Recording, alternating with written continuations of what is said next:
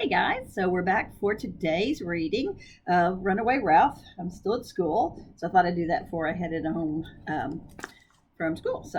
When we left off yesterday, remember Jill and Garth were talking and he wanted to run away. And Ralph noticed that Catso had kind of scrunched his paw through the screen door. Garth picked up a scrap of plastic left over from someone's lanyard and twisted it around his fingers. I can tell you one thing, he burst out. I don't want to braid any more lanyards. I've braided lanyards in Cub Scouts. I've braided lanyards in YMCA. I've braided lanyards in the park during the summer. I've braided lanyards in after school recreation. Nobody needs more than one lanyard, and I'm fed up with lanyards. They're like these that we wear around our neck. After the outburst, he just sat staring at the floor, and Aunt Jill remained silent. He went on, and I want people to stop feeding my mouse. I caught him. He's my mouse. That's good, thought Ralph, because if he runs away, he might take me, and then maybe I can escape and find my motorcycle again. I think that can be arranged, said Aunt Jill. You've told me what you don't want to do and what you don't want other people to do. Now tell me what you want to do. Ralph could tell from Garth's silence that this request was a difficult one. Aunt Jill seemed to have plenty of time to wait while he thought. Outside the craft shop, some boys were gathering bamboo husks to float in the irrigation ditch. Ralph watched to see if they might uncover his crash helmet and motorcycle, but they didn't go to the far side of the bamboo. Well, said Garth, and stopped. Aunt Jill waited. So did Ralph, who noticed that Chum was also listening.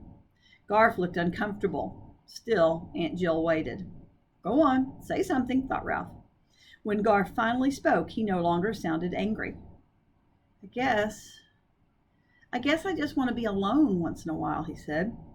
You want to be alone, said Aunt Jill. Yes, said Garth. At home, I have to share my room with my big brother who gets the top bunk and keeps all his weightlifting stuff all over the room. And every time I go in the room and shut the door, he comes in and starts playing those records I don't like. And after school and on Saturdays, it's always Scouts or the Y or supervised recreation at the playground. My mom and dad say city kids have to be kept busy, and then they send me here. So they sent you to camp, said Aunt Jill, encouraging him to go on. And you come to the craft shop to be alone. Yes, said Garth. I don't like to sit around after meals with a bunch of kids singing, You Are My Sunshine. Yeah, but you come in here and sing about you come in here and sing about try that again, guys. But you come in here and sing about a rabbit banging mice on the head, thought Ralph. I don't like singing with other people, said Garth, because I can't carry a tune. I know I sing funny, and I don't like people turning around and staring at me. Nobody cares whether you can carry a tune or not, said Aunt Jill. If you don't want to sing, you don't have to. And we all need to be alone sometimes. For the first time, Garth looked at the camp director. And I know something that might help. Aunt Jill continued. See that clump of bamboo over there? Anytime you feel like being alone, you may go sit behind the bamboo as long as you wish. Garth looked as if he wanted to believe her.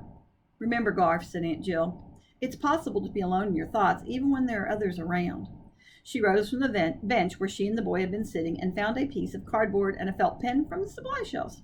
Now, about your mouse. You take this pen and make a sign saying, this is your mouse and no one else is to feed it. I'll make it official with my signature and we'll tack it up over his cage. Garth did not say anything, but he took the cardboard and the pen and settled down at a table to work. He found a ruler and marked straight lines on the cardboard to guide his printing. He worked a long time ignoring the braiders, the mosaic makers, the insect collectors who came and went.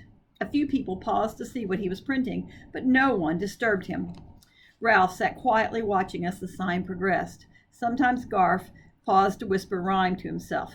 My, try, pry, pow, how, mow, read, lead, feed. Then he would go on with his work. He printed a few letters, stared at the ceiling, whispered to himself, and printed a few more letters.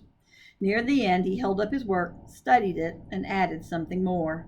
When at last, he laid down his pen and stood up. Aunt Jill came over to look at the sign. It said, Private, keep out. This mouse is personal property of Garfield R. Jernigan. If you feed him, you will drop dead. Signed, and so here's what he wrote. Lots of words that aren't spelled correctly, but he sounded them all out and used his rhyming words and stuff. I love that. Isn't that great? Personal mouse.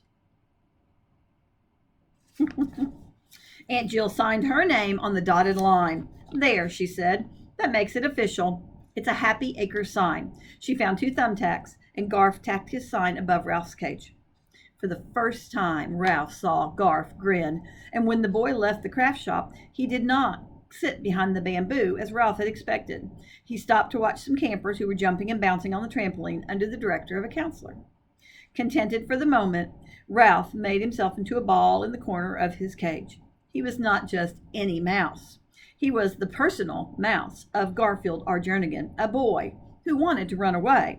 And the next time he was alone with his owner, he would be brave and speak up no matter what dreadful song he sang. Okay, so the next chapter for tomorrow is called A Thief in the Craft Shop. That'll be interesting to see what's going to happen there. So hope you got all your NTI work done and are able to get outside for a little while today. And then we will see you in the morning for our virtual meeting. Love you guys.